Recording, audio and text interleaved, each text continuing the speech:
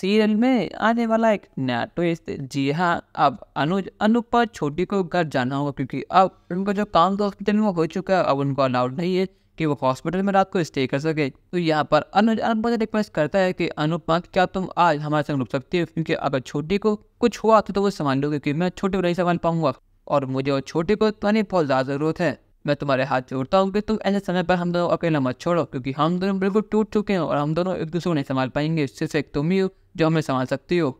अनुपमा कहती है कि मैं आपके घर पर, लेकिन वो तो श्रुति जी कहा क्या, और छोटी इस चीज़ के लिए बिल्कुल भी अलाउ नहीं करेगी। अनुज कहता है बाकी सब चीज़ें मैं संभाल लूंगा, पर लेकिन प्लीज़ तुम हमारे साथ चलो। अनुपमा अनुज की रिक्वेस्ट मान जाती है और वो उनके साथ चलने के रेडी हो जाती है। जब अनुज अनुपमा छोटी गाड़ी में जा रहे होते हैं तो अनुज को वो पुराने पल याद आ रहे होते हैं कि कैसे वो तीनों ऐसे गाड़ी में घूमते थे, अपनी फैमिली टाइम स्पेंड करा करते थे। घर पहुंचते ही अनुपमा से कहता है कि आज तुमने यहाँ कर इस घर को घर बना दिया, क्योंकि तुम्हारे बिना ये घर नहीं था, बस चार दीवारी थी। तुम्हें तो पता ही है नु कि मेरा घर मेरी दुनिया बस तुम और छोटी ही हो, जहाँ तुम वहाँ मेरी दुनिया है। मुझे अनुपमा का वो सारे हसीन पल याद आ रहे हैं जो उन तीनों ने एक संग अपने घर बिताए थे, कि कैसे वो कितने खुश थे अपनी छोटी सी फैमिली में। अनुपमा कहते हैं कि आज अब बहुत थक चुकी हूँ, छोटी भी आज ठीक नहीं है, तो इसलिए अच्छा हुआ कि आप दो जाकर सो जाइए, मैं पार सुबह पर सो जाऊंगी। यहाँ अनुज कहता है कि नहीं, तुम एक काम करो, तुम छोटे कमरे में जाकर सो जाओ। अनुपमा कहती कि रात को अगर छोटी की आंख खुले या फिर डर लगे तो आप उसको मुझे आवाज़ मार देना, मैं बाकी के पास चली जाऊंगी।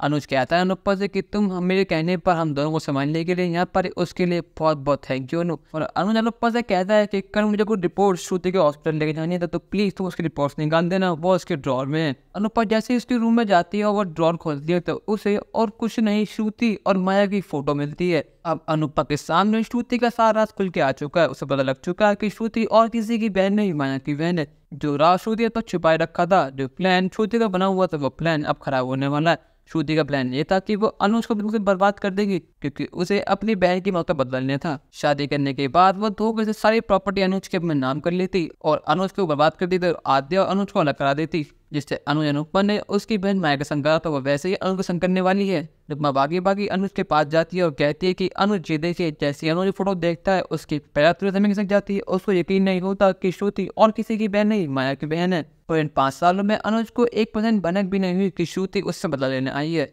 अब अनुज को साइड की समझ आ चुकी है कि क्यों आद्या की वो श्रुति पसंद आती है, कि क्यों अनुज की जिंदगी में श्रुति आ पाई। अब अनुज अनुपमा के सामने रास्ता बाहर आ चुका है, पर लेकिन अब अनुज अनुपमा के मन में बहुत सारे सवाल हैं, जिसका जवाब सिर्फ और सिर्फ श्रुति दे सकती है। अब अनुज अनुपमा को दोनों को वेट करना हो कि कब श्रुति को होश आए और कब उसकी क्लास लगाएं।